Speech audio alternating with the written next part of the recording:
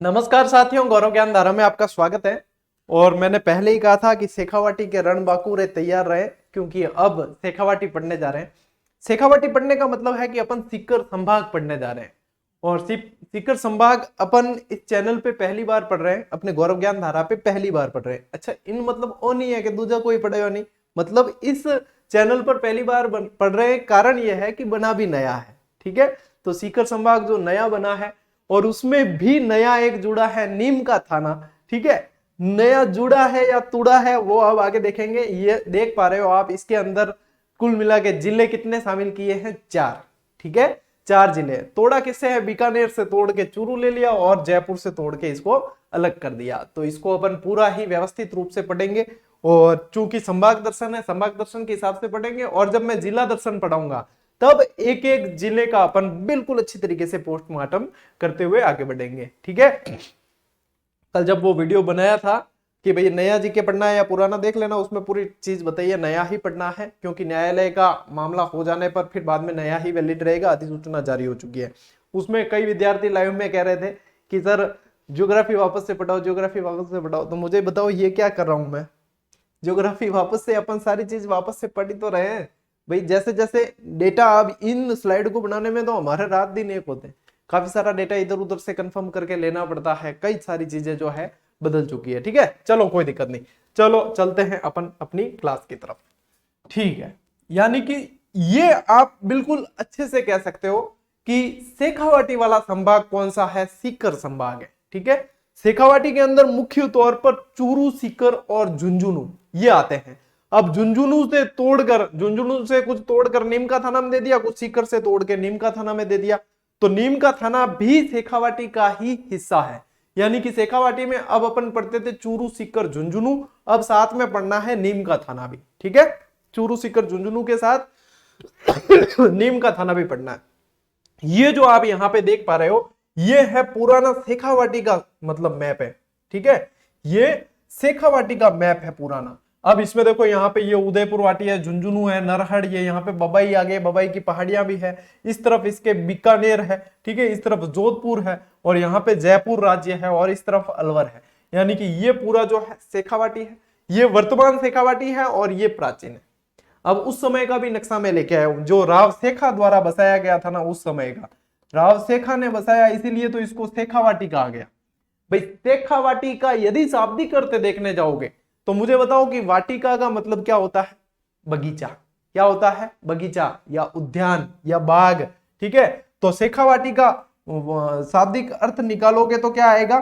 शेखा की वाटिका। क्या आएगा? शेखा की वाटिका। शाब्दिक अर्थ तो होता है यही शेखावाटी का। खेजड़ी के वृक्ष सबसे ज्यादा शेखावाटी में ही पाए जाते हैं। सारी चीजें, एक एक चीज, यदि आप क्लास देखो, अपनी ज्यादा लंबी होती नहीं है, 30, 35, 40 मिनट की होती है। एक एक मिनट, एक एक सेकंड को ध्यान से देखा करो। आप लोगों के लिए बहुत ही फायदेमंद ये क्लासेस रहने वाली है। ठीक है, तो ये नक्शा आप देख ही पा रहे हो, सीकर संभाग का है। 4 जिले वर्तमान में शामिल। कितने हैं? जिलों की संख्या 4 है। सीकर, झुंझुनू और चूरू। पहले अपन शेखावाटी में इन 3 को पढ़ते थे, अब अपने को नीम का थाना भी इसके अंदर शामिल कर देना है। तो मेरे ख्याल से ये सीधा याद रह सकता है। इसके अंदर आपको ट्रिक की आवश्यकता शायद ही पड़े, और पड़ेगी नहीं वैसे। सीकर, चूरू, झुंझुनू सीधा याद रहता है। और नीम का थाना इतना हाईलाइट हो रखा है अभी। नीम का थाना है, दूदू है, डीडवाना, कुचामन है, नए जिले जो भी बने हैं, बालोतरा, फलोदी, ये सारे इतने हाईलाइट हो रखे हैं कि हर एक स्टूडेंट, हर एक व्यक्ति के जुबान पे चढ़े हुए हैं। तो यहाँ पे ये चीज तो आप लोगों को याद हो ही जाएगी व्यवस्थित। 1 मिनट की अपडेट आयो।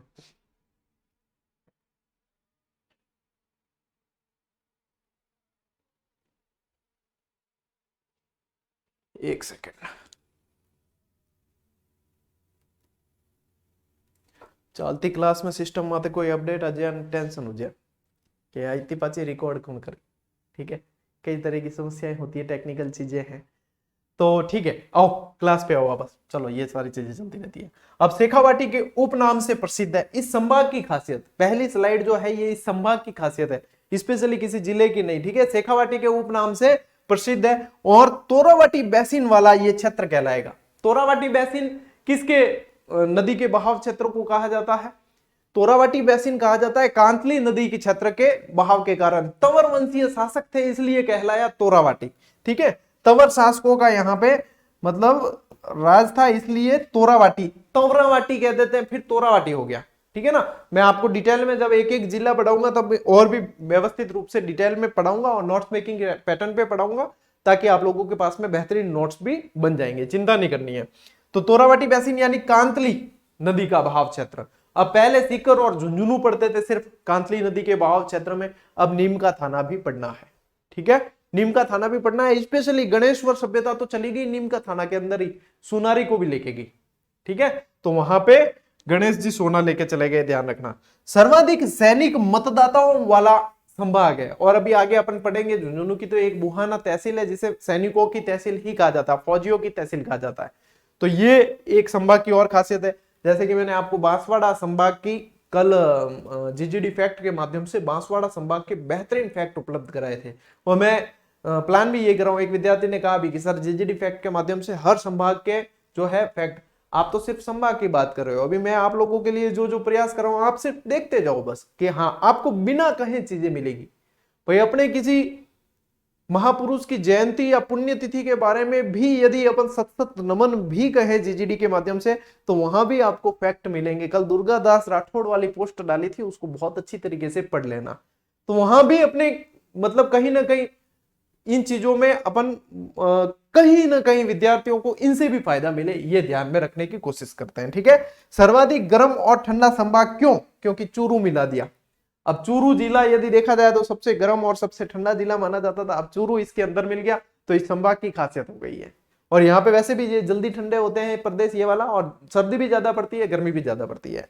ठीक है, और यहाँ पे तांबा उत्पादन देखो, क्योंकि खेतड़ी वाला क्षेत्र झुंझुनू में था, अब नहीं है। ठीक है, अब कहां है? नीम का थाना के अंदर आ चुका है। तो खेतड़ी वाला जो क्षेत्र है वो, इसके अलावा कृष्ण मृग यानी कि ताल छापर चूरू अंदर मिल जाने से कृष्ण मृग के लिए भी ये संभाग जाना जाएगा। तो ये तो हुई बात किसकी? संभाग की विशेषताओं की, स्पेशली के ये इस संभाग की विशेषताएं।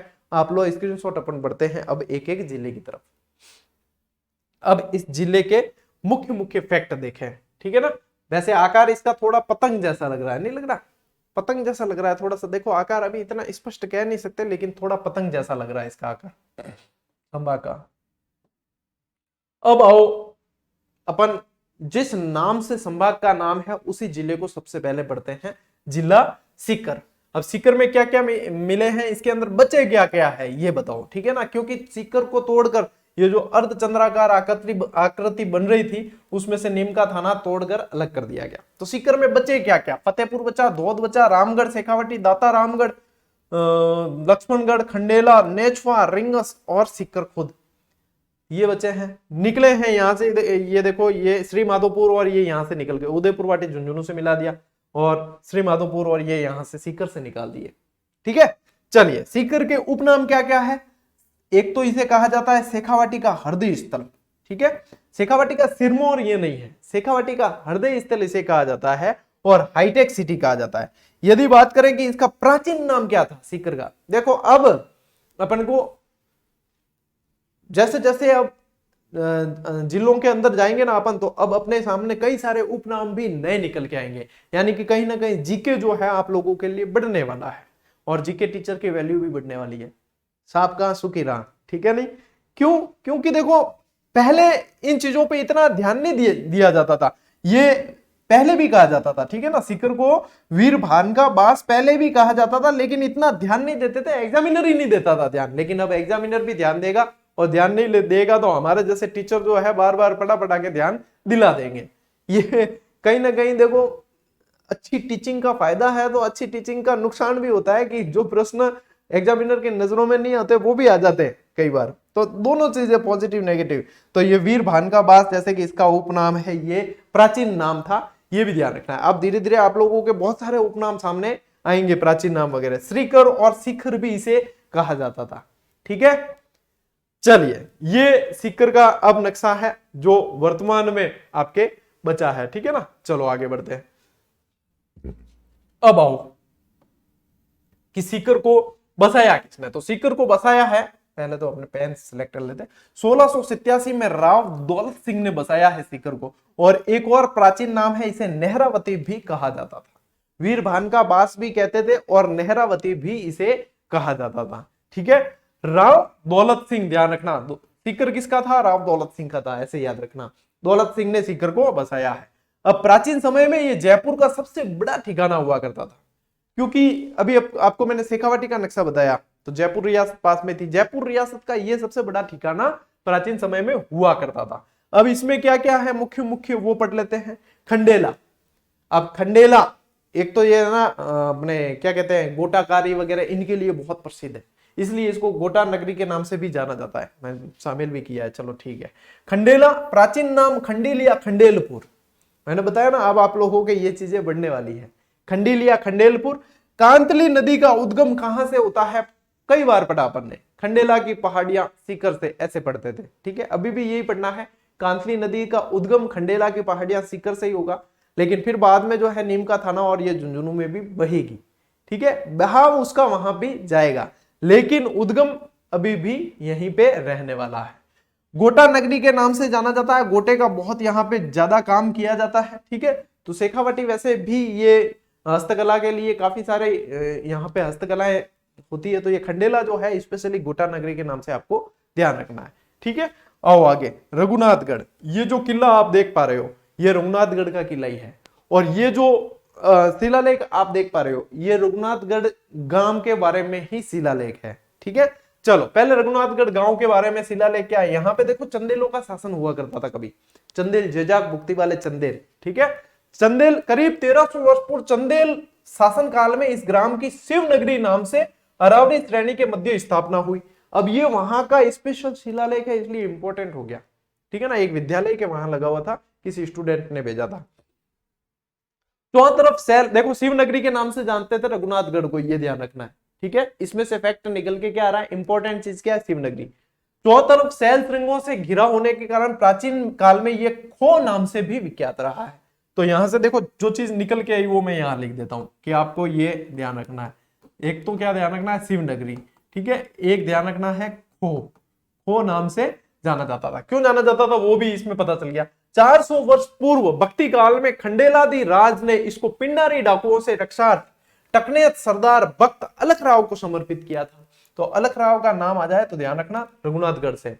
खो, खोरी, डाबप नोरा, पीपराली तथा गुंगारा, ये 5 गांव इस जागीर के अंग थे। कौन से, खो, खोरी, डाबप नोरा, पीपराली और गुंगारा, ये 5 गांव यहाँ पे इसके समूह, ये ध्यान रखना जागीर के अंग थे। इतिहास प्रसिद्ध वीर दुर्गादास राठौड़ इनके दोहित्र थे। अब वीर दुर्गादास राठौड़ की जयंती कल ही गई है और यहाँ पे आज अपन पढ़ रहे हैं। ठीक है, तो वीर दुर्गादास राठौड़ दोहित्र थे। अलख राज के बारे में एक कहावत भी है कि खो खंडेला, ये क्या लिखा हुआ है, ये यहां से इसमें से संबंधित है, ग्यारसी लिखा हुआ है, स्यारसी है, गुंगारा, ग्वालेर, अलखा तेरे राज में पीपराली आमेर। ठीक है, वैसे ये इतनी कहावत आएगी नहीं, लेकिन शिलालेख में लिखी हुई तो अपन साथ में पढ़ते हुए चलते हैं। इतिहास परिवर्तन के साथ सीकर के राव राजा देवी सिंह ने संवत 1857 यानी सन 1800, वैसे एग्जैक्ट सन देखा जाए तो 1791 है, राव देवी सिंह ने पहाड़ पर 2 किले तथा तलेटी में एक महल बनवाया। किले तथा महलों में रघुनाथ जी इष्ट देव का मंदिर स्थापित कर ग्राम का नाम रघुनाथगढ़ के नाम से नामकरण किया। सीकर नरेशों का यह मौसम परिवर्तन हेतु पर्यटन स्थल रहा है। ठीक, ये ध्यान रखना, इसके पास में तीर्थ लोहारगल तीर्थ स्थल भी है। अब आओ यहाँ वापस, ये तो रही अपने बात शिलालेख की। इससे क्या होता है कि इससे जीके थोड़ा सा मतलब अपन को ऑथेंटिकेशन मिलता है कि हाँ ये चीज प्रमाणिक है। अब जैसे यहाँ पे ये सन आ गया सन 1800, तो आपके दिमाग में रहेगा। वैसे एग्जैक्ट यदि देखा जाए तो 1791 के अंदर इस किले का निर्माण करवाया, और ये करवाया किसने है, राव देवी सिंह ने। तो यहाँ पे देखो अपने पास में एक तो क्या याद रखना है, एक तो अलखा जी का नाम आ जाए तो वो ध्यान रखना है। एक यहाँ पे पिंडारियों को पराजित किया था, चंदेलों का पहले शासन हुआ करता था शिवनगरी खो। ठीक है, ये इसके उपनाम थे, और देवी सिंह द्वारा यहाँ पे रघुनाथ जी का मंदिर स्थापित किया गया। और ये अब मेरे ख्याल से ये चीज आप लोगों के इतनी बढ़िया दिमाग में बैठ जाएगी कि हाँ सर सीकर तो बहुत बार पढ़ते आए थे। अब देखो वहां के जो लोकल है उनको तो पता रहता है कि यहाँ ये पढ़ना है, यहाँ पे ये चीज है, ये नहीं है। लेकिन हमारे जैसे मैं मारवाड़ से हूँ, ठीक है, मैं सुमेरपुर पाली संभाग से हूँ मैं, ठीक है, नया बना है उसी से। तो हमारे जैसे आप सीकर कभी गए नहीं और या सीकर वाले यहाँ कभी आए नहीं, तो उनके लिए चीजें जो है पढ़ी पढ़ाई होती है। तो ये थोड़ी सी क्या है, ऑथेंटिकेशन होता है इस शिलालेख से, ठीक है ना। चलिए, रघुनाथगढ़ 1055 मीटर ऊंचा है, बहुत बार पढ़ा है, नोट कर लेना, सिर्फ नोट करने के लिए ही डाला इसमें ताकि रह नहीं जाए। ठीक है, आगे बढ़ते हैं। आओ, सीकर जिले में अभी और बाकी है। शीश के दानी किसे कहा जाता है? खाटू श्याम जी को। खाटू श्याम जी किसके रूप थे, किसका अवतार थे? खाटू श्याम जी बर्बरिक के। बर्बरिक कौन था? घटोत्कच का बेटा था। हिडिंबा और हिडिंबा तो भीम की पत्नी थी और घटोत्कच का बेटा था, ठीक है, यानी कि भीम के पौत्र हो गए। बर्बरिक को मतलब इनकी मां ने यह सिखा रखा था कि जो युद्ध में जो सेना कमजोर हो उसका साथ देना है हमेशा ही, ठीक है, चाहे वो सही है या गलत है, जो सेना कमजोर हो उसका साथ देना। तो कौरव कमजोर पड़ रहे थे, ये कौरवों का साथ देते, तो फिर ये बर्बरिक उनका साथ देता ना, तो पांडवों की हालत खराब होती। तो कृष्ण भगवान ने युक्ति लगाकर इनसे शीश का दान मांग लिया था, सिर काटकर मांग लिया था। इन्हें शीश का दानी कहा जाता, और कहा भी था कि कलयुग में तुम मेरे नाम से पूजे जाओगे। ये इन शॉर्ट है, मैंने मंदिर वाली जो क्लास करवाई थी उसके अंदर पूरी स्टोरी बता रखी है, ठीक है। चलिए, खाटू श्याम जी का मंदिर है, शीश के दानी कहा जाता है, 3 बाणधारी भी इन्हें कहा जाता है। अच्छा, अब यहाँ पे ये इंपॉर्टेंट फैक्ट है, मंदिर निर्माण किसने करवाया? देखो, निर्माण और पुनर्निर्माण इसमें दोनों अलग अलग है। मंदिर निर्माण करवाया यानी मंदिर को रूप दिया है, तो ध्यान रखना, रूप सिंह चौहान, ठीक है। मंदिर को, मंदिर का रूप दिया है भाई खाटू श्याम जी। खाटू गांव के अंदर ही है, मैंने एक बार रेवासा बोल दिया था तो काफी सारे स्टूडेंट ने कहा सर रेवासा में नहीं, खाटू में ही है। तो देखो, आप लोग बुलाओगे, खाटू श्याम जी बुलाएंगे, तब मैं और अच्छे से देख पाऊंगा, दर्शन कर पाऊंगा, जान पाऊंगा। आप लोग बुलाते ही नहीं हो, फिर पता कैसे चलेगा? तो रूप सिंह जी और उनकी पत्नी नर्मदा कंवर ने 1027 में निर्माण करवाया था। फिर बात आई पुनर्निर्माण की। कई जगह क्या है, अपने सीधा ही पुनर्निर्माण को निर्माण मान लेते। निर्माण इन्होंने करवाया, पुनर्निर्माण करवाया है दीवान अभय सिंह ने 1720 के अंदर, ठीक है। तो रूप दिया यानी कि पहले ही, सबसे पहले मंदिर का रूप दिया रूप सिंह जी, उसके बाद में आपको ध्यान रखना है अभय सिंह, ठीक है। उसके बाद में क्या ध्यान रखना है? दीवान अभय सिंह। तो ये है खाटू श्याम जी के मंदिर के बारे में, और ये सीकर के अंदर ही है, ठीक है। सही बात है ना? सही बता रहा हूं कि नहीं? मतलब सही बताइए जानकारी या नहीं, बता देना। शेखावाटी के रणबांकुरे जितने भी तैयार है और क्लास देख रहे हैं, बता देना कि हाँ सर सही जा रहे हो, ठीक है। ले आओ, एक बार पेन चेंज करा, अब चला रेवासा। अच्छा, मुझे किसी ने बताया कि सर खाटू श्याम जी आना चाहो तो हमारे यहाँ से मतलब ट्रेन जाती है तो रिंगस उतरना, रिंगस से पास पड़ता है। अब मुझे बताना निकटतम रेलवे स्टेशन कौन सा है, ये बता देना। कभी हुक्म हो गया तो देखो आ जाऊंगा, है ना। जब भी हुक्म हुआ तो भाई, हुक्म सिवा काम नहीं होते, और हुक्म करेंगे तब आना होगा। तो ये बताना कि निकटतम रेलवे स्टेशन कौन सा है खाटू श्याम जी आने के लिए, ठीक है। जीण माता का मंदिर, चौहानों की कुल देवी कहा जाता है जीण माता को। निर्माण पृथ्वीराज चौहान प्रथम के समय, प्रथम लिखा नहीं क्या मैंने? हाँ लिखा हुआ है, प्रथम के समय हट्टड़ ने करवाया। अब कई जने कहते हैं सर कभी आपने हट्टड़ बताया, कभी पृथ्वीराज चौहान बताया। पृथ्वीराज चौहान प्रथम के समय हट्टड़ ने करवाया है, बिल्कुल क्लियर लैंग्वेज है, कहीं कंफ्यूज होना ही नहीं है। कई जने तो जबरदस्ती कंफ्यूज होते हैं, उहू में कंफ्यूज होते हैं, सर आपने ये पढ़ाया हमने ये पढ़ा, सही कौन सा है? अब मुझसे ही पूछोगे तो जो मैंने पढ़ाया वही मैं सही बताऊंगा। इसके अलावा आपको यदि कोई ऑथेंटिक सोर्स और मिलता है उस चीज का कि हाँ सर हमारे अनुसार तो ये सही है, तो आप उसे मान लिया करो, ठीक है। आप उसे मान लिया करो, संतुष्टि रहेगी आप लोगों को, ठीक है ना। मधुमक्खियों की देवी कहा जाता है। मुस्लिम आक्रांताओं ने हमला किया, यहाँ से भवरे छूटे थे, मधुमक्खियां छूटी थी, उनकी हालत खराब कर रहे थे, मधुमक्खियों की देवी कहा जाता है। सबसे लंबा लोकगीत देवी देवताओं के अंदर, सबसे लंबा लोकगीत जीण माता का ही है। यदि देवताओं के अंदर पूछते हैं, लोक देवताओं के अंदर, तो रामदेव जी का है। यदि इनके अंदर पूछते हैं तो जीण माता का ही है। मूल नाम इनका जयवंती बाई था। मैं लोक देवियां पढ़ा दी कि नहीं पढ़ाई? लोक देवियां पढ़ा दी शायद, है ना, याद ही को रहे, बताओ कमेंट कर, लोक देवियां पढ़ा दी कि नहीं पढ़ाई? पढ़ा दी शायद यार, याद ही नहीं। लोक देवता तो पढ़ाया है, संत संप्रदाय पढ़ा दी, स्कूल लेक्चरर वाले बैच की बात कर रहा हूँ, लोक देवियां पढ़ा दी या नहीं। अब जो भी ये संभाग दर्शन के बाद में स्कूल लेक्चरर का बैच वापस अपन कंटिन्यू करेंगे ना, उसके अंदर नए अपडेटेड के अनुसार ही पढ़ाऊंगा मैं, ठीक, चिंता मत करना। और बाकी जो क्लासें हो गई उसकी भी चिंता मत करना, उसमें भी अपडेट कर देंगे। टेस्ट अभ्यास कर रहे हो तो उसकी भी चिंता मत करना, महीने भर बाद उसको भी अपडेट करेंगे। तब तक क्या है, थोड़ा डेटा और क्लियर हो जाएंगे। मौज करो, राज करो, चिंता नहीं करनी बस। रेवासा झील खारे पानी की है ना। कर्नल जेम्स टॉड ने अपने ग्रंथ के अंदर रेवासा झील का वर्णन किया है। मतलब झीलें तो और भी थी, लेकिन कर्नल जेम्स टॉड ने इसका वर्णन किया है। तो ये आपको ध्यान रखना ही है। रसिक संप्रदाय किससे संबंधित है? रामावत संप्रदाय से। किससे? रामावत से। तो रामावत की देखो राजस्थान के अंदर यानी उत्तरी भारत में आने के बाद रामावत कहलाए। वैसे रामानुज संप्रदाय का हिस्सा थे। राजस्थान के अंदर एक तो देखो है गलता के अंदर, ठीक है, गलता जयपुर गालव ऋषि की तपोस्थली जो है, और एक है अपने यहाँ पे रेवासा के अंदर। रेवासा वाला जो है वो अग्रदास जी द्वारा स्थापित पीठ है। किसके द्वारा? अग्रदास जी।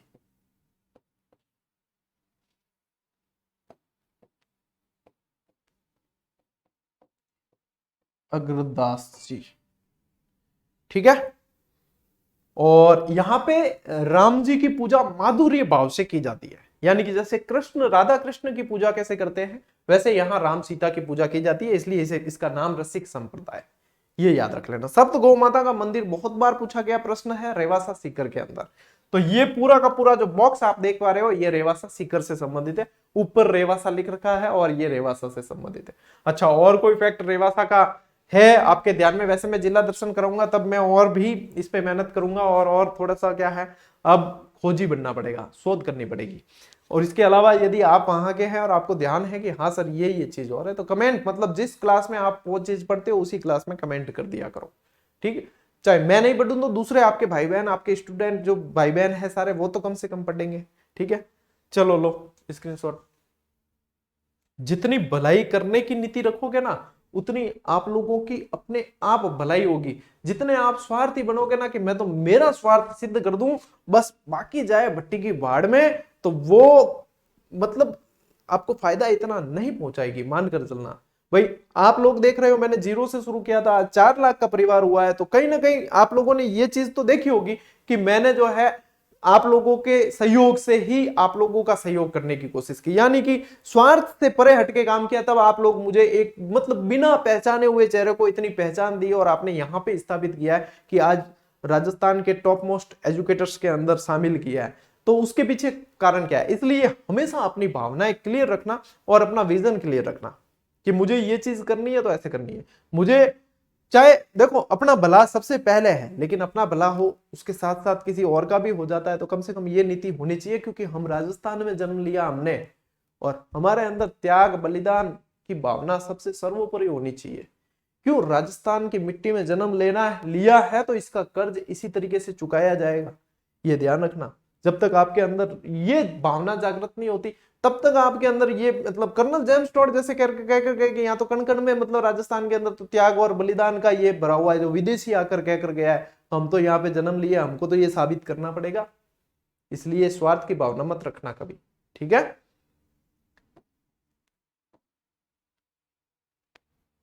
भैरव बाबा ने पढ़ा बार, ठीक है। जिला सीकर, सीकर के अंदर देखो और पढ़ा देते बाठोट पाटोदा।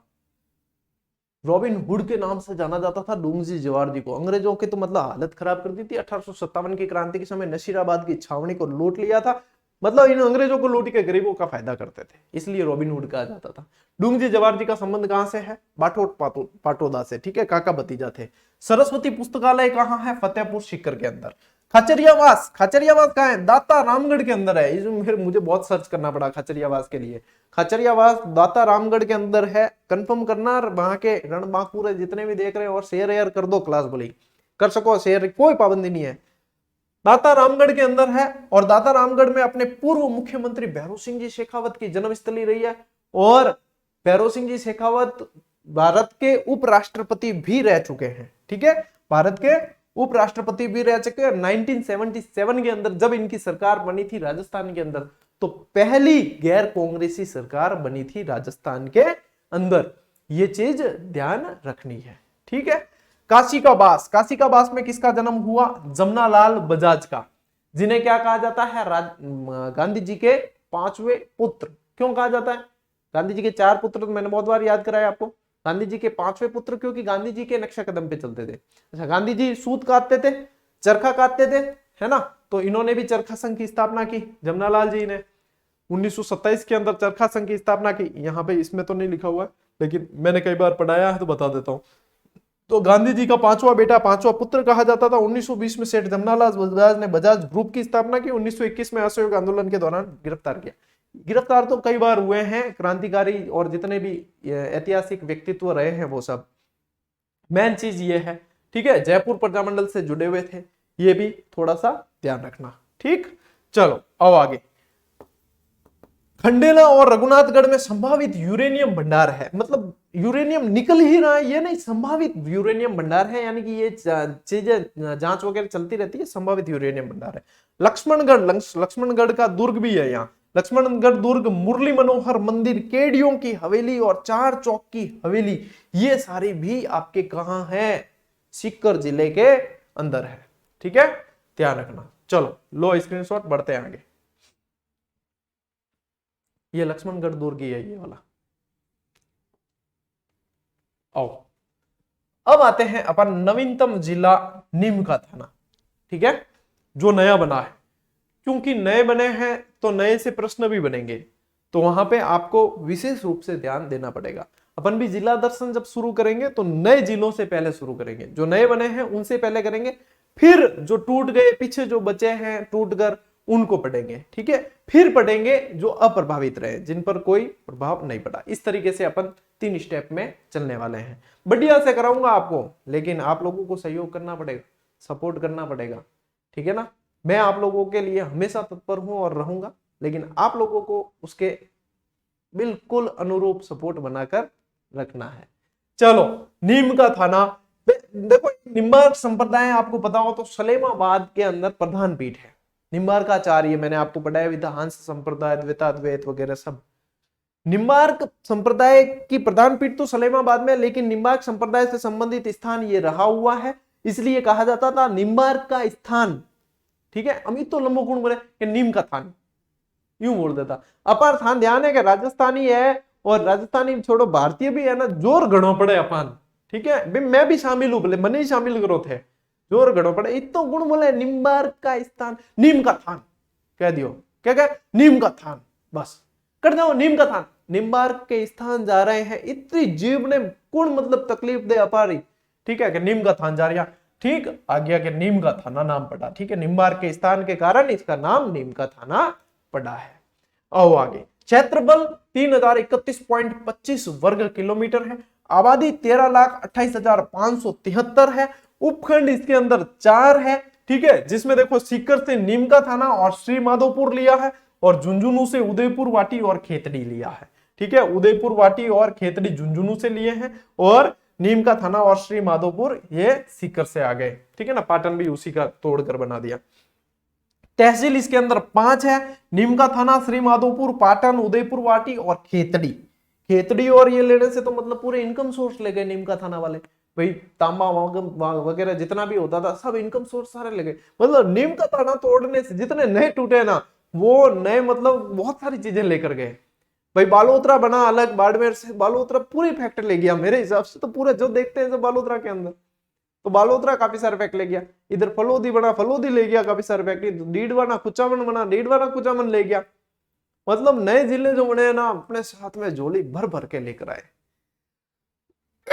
पंचायत समितियां कितनी है? 6 है। नीम का थाना, पाटन, अजीतगढ़, श्री माधोपुर, खेतड़ी, उदयपुर वाटी। गांव है 455। अब आ डिटेल जी को है नहीं, आ मिली है अखबार के जरिए, जो स्थानीय अखबार आवे बिंगे जरिए मिली ओडी है। ठीक, क्योंकि ऑफिशियल डेटा आया कौन है, लेकिन अखबार के जरिए आई है, और वहां के जो लोकल जो भी स्टूडेंट है या व्यक्ति है उनके द्वारा ही भेजी गई है, तो ये लगभग सही है। ठीक है, और ये नक्शा आप देख ही पा रहे हो, लाओ स्क्रीनशॉट लो आप बड़ा आगे।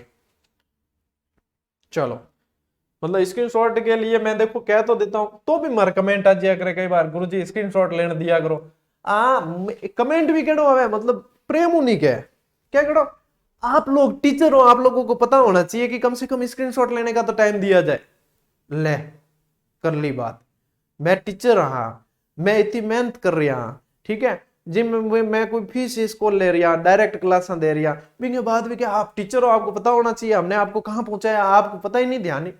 बाबूजी हो, गलती होगी, आगे हूँ गलती कौन करा, मैं तो भाई साइड में जाता रहूं कि भाई थे ले लो स्क्रीनशॉट, नहीं थे को तो मैं स्क्रीनशॉट ही दे दूं था सीधे टेलीग्राम में, पढ़ाने आऊं को मैं थोड़ा फ्री हो जाऊं। थोड़ा एड़ा सपोर्ट करो अर्थ है, मतलब ए कोई सपोर्ट है बस मार तो मतलब खोपड़ो पारो भी जल्दी गर्म है। वो सिर्फ एक बार कमेंट कर सके इंसान भी के बाद में वो कमेंट कौन कर सके। बहुत मतलब साफ सुथरी बात है। अपार सीधो यूट्यूब वाला कह रहा है कि जो आदमी आपने पसंद नहीं आवे, जो नेगेटिविटी फैलावे है, सीधो शट बिम ऑप्शन दियोड़ो BLO सीख अपार मतलब समझ जाओ। ठीक है। ओ जिला नीम का थाना महत्वपूर्ण तथ्य, गणेश्वर सभ्यता सबसे महत्वपूर्ण तो यही है। देखो जो महत्वपूर्ण और चीजें बदल के किसी दूसरे के साथ में चली गई ना, वो ज्यादा पूछी जाती है। और गणेश जी तो गए गए, गणेश जी सोना भी लेकर गए। गणेश जी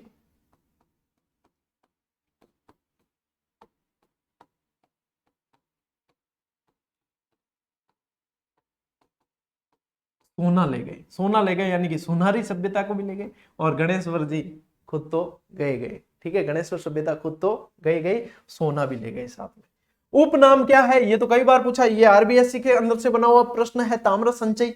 ठीक है, ताम्रयुगीन सभ्यताओं की जननी कहा जाता है, पुरातत्व का पुष्कर कहा जाता है। ये चीज गणेश्वर में कई बार पूछी और पढ़ाई है आपको पूरी सभ्यता। ठीक है ना। और ये तो नीम का थाना स्पेशल कहकर ही पढ़ाई थी, तो इसमें तो कोई डाउट रहता नहीं है, क्योंकि ये तो स्पेशल ये बताकर ही पढ़ाई थी कि भैया सीकर में नीम का थाना में। लेकिन अब सीकर में नहीं कह के और नीम का थाना में कह देते हैं। नदी कांतली, कांतली के किनारे, ये एक बार प्रश्न बना कि पत्थर के बांध कहां से मिले हैं। ये एक बार प्रश्न बना कि ताम्र आयुध कहां से मिले, वो भी 99% शुद्ध तांबे वाले।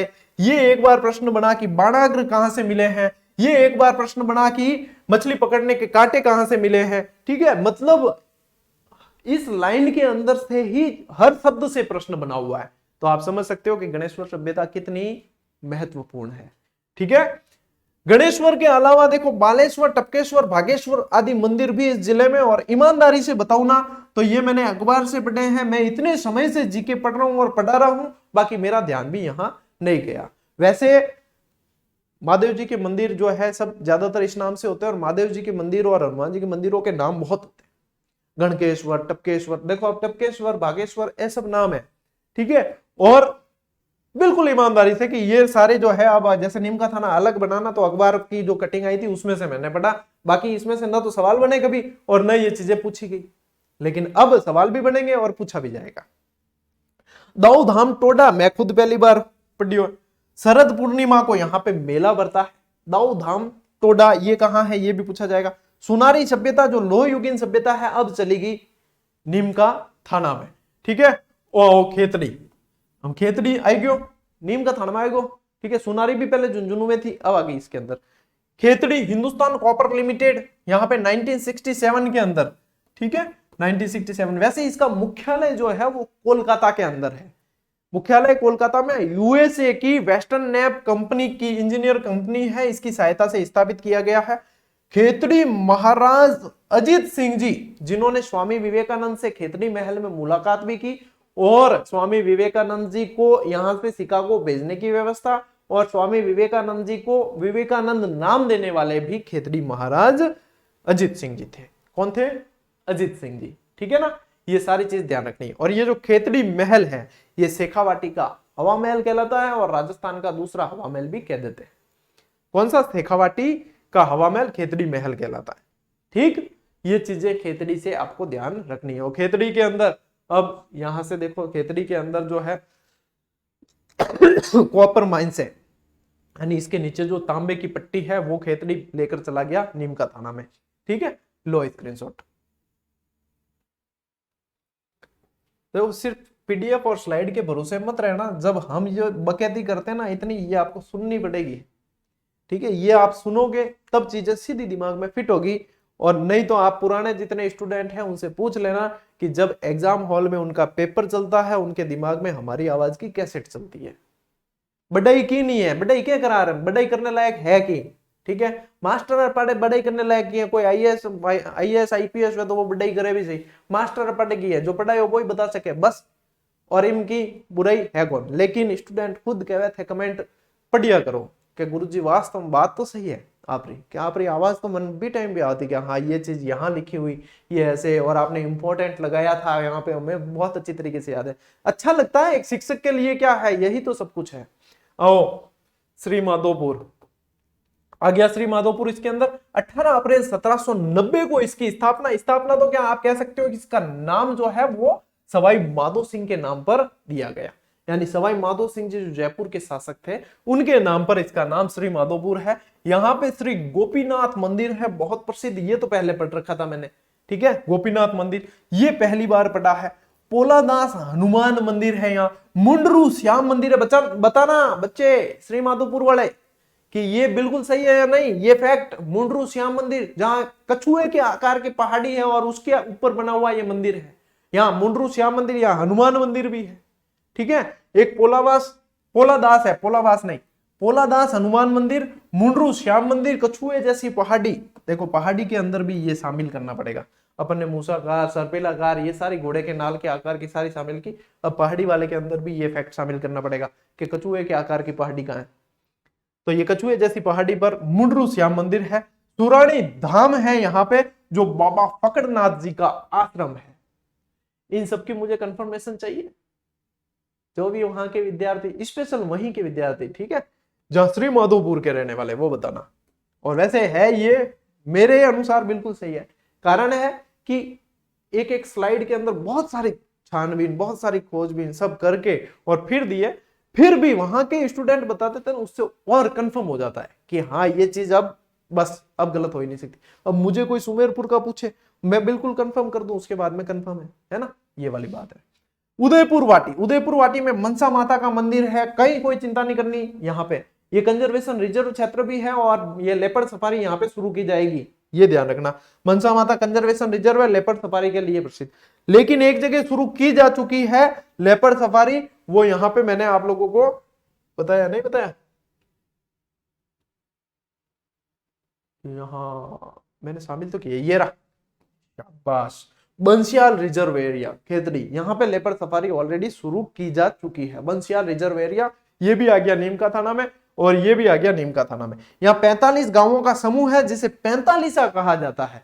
ये भी अब आपके किसका हिस्सा रहेगा, नीमका थाना का हिस्सा रहने वाला है, ठीक है। आओ कायम कुंड, यहाँ पे कायम कुंड भी कहते हैं, और एक और नाम है इसी कायम कुंड का, पाटन कुंड के ऐसा कोई नाम है इसका, वो भी इसे कहा जाता है, ठीक है। यहाँ पे शिव जी का मंदिर, हनुमान जी का मंदिर, ये बहुत सारे मंदिर है कायम कुंड में, ठीक। ये यहाँ मतलब चारों तरफ सीढ़ियां हैं, बीच में कुंड बना हुआ है, कायम कुंड है, ठीक। पापड़ा तालाब, पापड़ा नामक तो स्थान है यहाँ, और यहीं पे पापड़ा तालाब बना हुआ है। पापड़ा नाम का तो गांव है, ठीक है, और यहीं पे पापड़ा तालाब बना हुआ है। पाटन का युद्ध हुआ था, देखो पाटन आ गया नीमका थाना में। पाटन का युद्ध हुआ था महादजी सिंधिया और प्रताप सिंह, इनके मध्य हुआ था। प्रताप सिंह, बताओ हवा महल का निर्माण किसने और कब करवाया, ठीक। उत्तर स्लाइड में ही है, बताओ। सन नहीं बताया मैंने, आपको बताना है, ठीक है। और एक बताना, चलो हवा महल का ही पूछा है, तो इसके वास्तुकार का नाम क्या था, किसके, हवा महल के वास्तुकार का, ठीक है। ये आपके आज का task. Bansiyal reserve area leopard के लिए। कोटबांध कांतली नदी पर बना हुआ है, वैसे ज्यादा बड़ा तो नहीं है, लेकिन फिर भी अब पढ़ना पड़ेगा क्योंकि एक जिला अलग बन चुका है, उसको पढ़ रहे हैं तो ये पढ़ना पड़ेगा। रामेश्वर दास महाराज जी का मंदिर जो है वो खेतड़ी के अंदर है। सुंदरदास महाराज मेला बाबाई में पड़ता है, और गौरी सोलर प्लांट ये भी चला गया खेतड़ी के अंदर। तो खेतड़ी कहां चला गया, नीमका थाना, यानी गौरी सौर ऊर्जा वाला जो है क्षेत्र वो भी आपके नीमका थाना के अंदर। नीम के थाने के अंदर जितने फैक्ट हो सकते हैं, जितने अभी मतलब संभाग दर्शन के अंदर जितने बनने चाहिए वो सारे दे दिए। फिर जिला दर्शन कराऊंगा तब तो जिसकी बॉर्डर कहां से लग रही है, कैसे लग रही है, क्या क्या डिटेल वगैरह सब करवाएंगे उसमें, ठीक है।